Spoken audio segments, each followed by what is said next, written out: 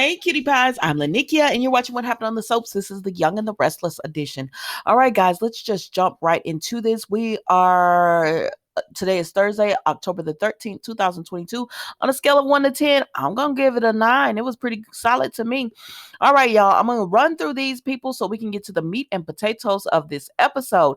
We see Adam runs into Tucker. Well, not runs into him. Tucker goes to Jabot. He's looking for Jack.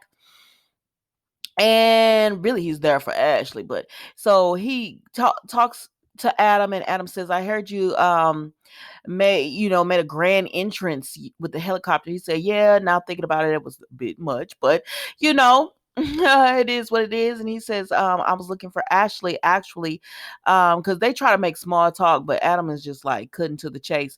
He said, you really think Ashley is gonna want you back? And he says, listen, once you've had a near-death experience, and it makes you realize the people that you love and the wrong that you've done. And even if Ashley doesn't forgive me, he wants her in his life. So it makes him want to fight for her to try to, win her over. And so Adam's like, because he's thinking about Sally. So Adam is sitting there and he's thinking about Sally because Tucker has left at this point. And he's just like, I'm going to fight for the woman I love. I said, oh, Lord, here we go. So then Sally and Nick meet up, right? They run into each other at the park and they sit down and she says, I have an important question to ask you. And he was like, okay, ask me anything. What is it? And she was like, I know we said we was going to keep this casual and like in a moment where, when the moment arises, we'll just do fun. She said, but you have Christian and we both busy at work, so we have to plan in advance and a little. She said, so I was just wondering, could we do something this weekend? And he was like, that's your question? I like I like Nick and Sally. I know y'all don't. I know it. I see the comments, and people be like, but I like these two. But he was like, that's your question? And she said, yeah, that's my question. So he was like, oh yeah, we could do something. What do you want to do? And so she said, I don't know, anything. We could go skydiving. And so she started naming off stuff, and he was like, yeah. He was like, he think it'll be nice that they actually have some plans and spend the weekend together. So it was cute. And so then she goes back to the office, Sally, and she meets up with Chloe. And Chloe's like, why you get such a big smile and why you so happy? She said, I ran into Nick at the park and we got plans. And, she says, and he's just patient with me as I sort through everything. And Chloe, that's what a mature man does, girl. He don't try to rush you into anything you don't want to do. She said, I'm so glad you're not with that evil Adam. Chloe always got to say something bad about Adam. And she says, I know I should keep my mouth shut. She said, but I'm just happy for you. Because she said, if it's between Adam and Nick, I'm picking Nick all day. Because that's a man right there, over Adam, who just all he wants to do is hurt you. And Sally was like, yeah, she was like, I hear you, but I still need to, you know, get him out of my system. And she said, but Nick is mature enough to understand that, and he's going to work with you and not put any pressure on having a relationship with you, because he understands what you're going through. And she said, yeah. And so then a little note comes, and she's like, an invitation comes, and Chloe's like, what is this? And Sally said, what is it? She said, it's addressed to you. It's heavy stock. Oh, it doesn't have a scent. That's a man. And Sally said, give it here. And so it's an invite to join him at the Grand Phoenix, Noah's Club, or I guess no, excuse me, Grand Phoenix rooftop. It's an invite to join in there. And she said, and it's signed in. And I said, and that could be for Nick. I said, but because we just saw Adam thinking about you, girl. That could be for Adam. And so for Newman. And so, but she thinks it's Nick because it says in. So she's like, okay. She said, let me go get dressed. And Chloe was like, have fun. Chloe's just happy for her friend. You know how you be happy for your friend when they finally got a good man in their life. You know what I mean? So then Nick comes in, right? This is later on. And he says, hey. And she said, hey. And he's like, I was looking for Sally. And she's like, Sally's gone. Your invite. And he said, what? Oh, I said, uh-oh. She said, the invite you sent Sally, she told me all about y'all romantic evening you playing on the rooftop of the Grand Phoenix, and he looking at her like, I ain't do none of that, baby. Sally get up there. And it's real cute, y'all. It's real cute. He got the candles, the flower. You know how they had a table with the two place settings. It's real cute. And so she pouring her a glass of champagne, and then she turned around and it's Adam. He said, I'm glad you could make it. Boy, she didn't think she was making it for you. So then we see Tracy, right? So we see Tracy and Ashley talk, and Tracy has that Chinese thing that Tucker gave Ashley, and she said, "Where'd you get that?" And she said, "Harrison said he found it in the trash," and Ashley said, "I threw it away on purpose." Tucker trying to bring that old thing back by trying to give me some memories and stuff, please. And so she told Ashley told Tracy, "You can have it." She said, "Nah," but anyway, she said, "Well, tell me about Tucker." She said, "Listen." Tucker is he trying to tell me he wants me back, but I don't even believe it. She said, quiet as kept. I believe he here with Diane because I know some things and it's matching up. Like him and Diane came back at the same time, and there's something going on. She said, I can't get into details too much about it, but it's just too much to be a coincidence. And so then she says, "Oh, but I gotta go to work." And Tracy said, What? I need more information. And Ashley said, I know I've got that writer's mind just salivating at this, but I gotta go. And Tracy was like, okay, but you're gonna tell me more when you come back how he and Diane are connected. So then we see Tucker and Ashley. So she at her job and she's like, "Oh my gosh, what are you doing? Like, you gonna ambush me at my job too?" And he was like, "I just want to speak to you. I just want to have like a dinner with you just to get to know. I'm not gonna hold you long on them. I just want to have a dinner with you just to talk to you, and try to break bread." And he trying to break the ice so she could warm her heart up and want to take him back. He said, "I'll even have it at your daughter's place. You know, if I make one wrong move, she gonna kick me out." And Ashley finally says, "Fine, Tucker, fine, one dinner. But I'm gonna tell you the same thing I've been saying. I don't want you." He said, "Well, I'll accept the dinner." So, baby, we get to the meat and potatoes of this episode, child. It happened. I was shocked, but it did. It happened.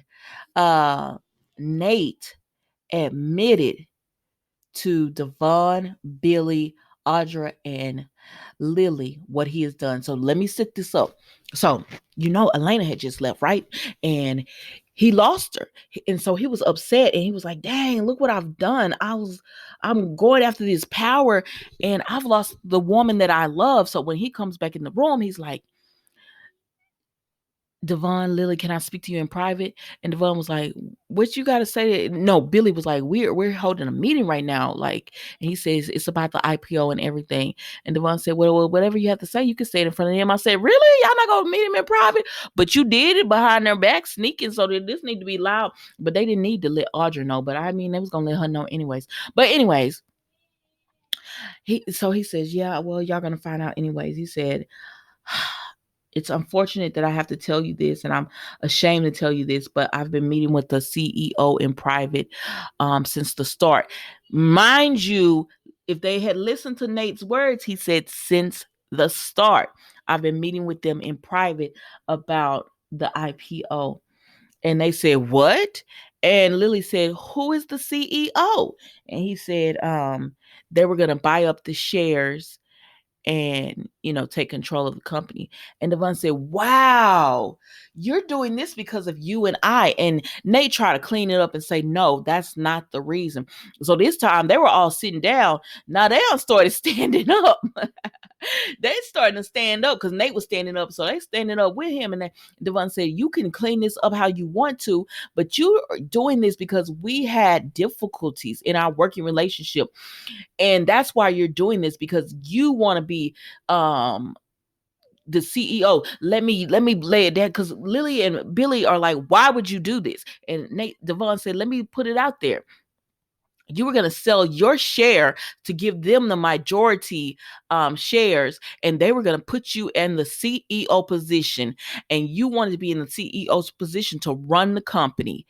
And it's all because of we didn't take your because you felt bitter towards me.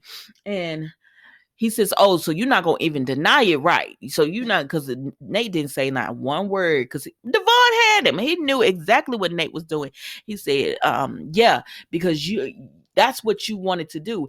And he said, "And all of this because of me." He said, and Nate said, "Y'all never gave me a chance to prove myself." And Devon says, "Sir, we brought you in." He said, "I made you my second in command, and you had no experience, no business experience. You had zero business experience. I still made you my second in command. How much more trust did you want?" He said, "But you didn't want to grow with the company and just sit back and learn. You wanted to just be over the company." So then Billy started going in, because he's like, "Man, like you were trying to take something that Neil built, your uncle, that Catherine built, that Jill and all of us built, Devon has been over the years building. You were gonna take that away all because you wanted to be CEO? I don't even know who you are right now." And they said, "Who is the man that you're talking? That who is the person that you were talking to, the CEO that wants to take over the company?"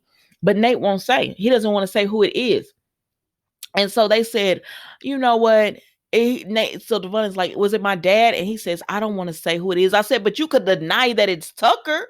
You could do that. You could say, no, it wasn't Tucker." But he's afraid that if he does that, then Devon then would know who it was. But like, when you are telling the truth, you need to tell the full truth, not the half truth. And so Billy is going off, Devon is going off, and then Devon is like, I gotta go take care of this. And while he walking out the door, he turns around and Nate, and I think this goes without saying, "You're fired." And so then Billy started going off. He's like, "Oh, because Devon said, I should have known." Before he left, he said, "You all had all these meetings with Audra, just happened to bump into her, but really you were just trying to get information." And Lily said, "Audra, no one's blaming you. You need to be." And Audra said, "Thank you for that." But baby, Audra's eyes are big, and they was going back and forth because she knew that this could have easily been her. So anyways, Devon leaves, and then Billy starts going in on Nate, just telling him, "Man, I can't believe you would do this to your family. This is family. How could you betray in such a way?" And he said, and then Nate says, "I'm not gonna explain it to you." And Lily said, "Well, explain it to me, because you know Lily been riding with Nate." And she said, "Because this was a family company." Oh, let me move the page. "This was a family company, and you were a part of that. So please explain to me how this is happening." And Audra says, "I'm gonna go and check on the IPO," because they tell her, "Pause that mess." And she says, "Okay." And so that leaves just Lily, Nate, and Billy. And so he tells Lily, the one thing that I was good at, performing surgery, was taken away from me. And so then I had to just be a doctor who could not perform, and he had a desk job, and it wasn't fulfilling. So then when they offered him this position, this business position, he loved it, because he was like, he was excited about work again. He was excited about doing something with his life again. He said, but then Devon just kept shutting him down, shutting him down, shutting him down. And he just felt like he would never grow. So he felt that if he got control of the company, then he would be able to implement some of his ideas, and it could be a family, company. And Lily said, "No, no, that's not it." Because she said, "We brought you into a family company. You had no experience, and we gave you an executive position. That was nothing to sneeze at. Like, you're the COO." And she said, "We made, they gave him shares, they did everything." And she said, "We were going to implement a new family plan, and when the IPO launched, and we were still going to have control, so that nobody could tell us what to do. We could do what we want to do." And she said, "And most of the plans revolved around what you had brought to the table, but you didn't want to hear that. You didn't want to listen to that." And so Billy was like, to think you would do this to your family, it's just pathetic.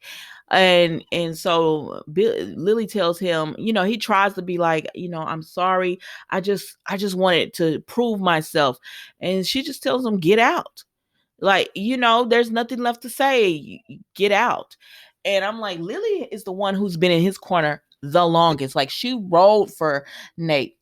So then we see that Nate finally leaves, and then Audra comes in, and she says, what do y'all want me to keep the framework the same for the IPO?